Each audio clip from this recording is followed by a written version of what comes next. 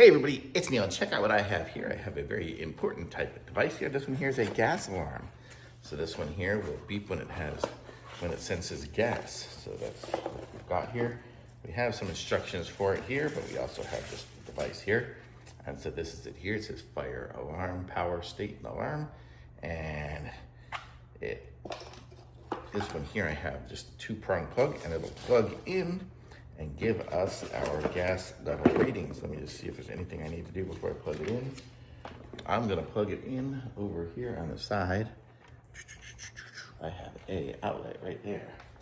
So this will plug in here. It's probably gonna start beeping. Yep, and there we are. So now we are sensing for gas. And so right now, hopefully there's no gas in here. But if for some reason the gas starts to flow anywhere where we don't want it or whatever, it'll start beeping for us. So there we go. So nice to have a gas alarm, a very important type device because we have a gas stove and things like that and other gas appliances here. That should hopefully be keeping us nice and good. So thumbs up, very nice to have a gas alarm.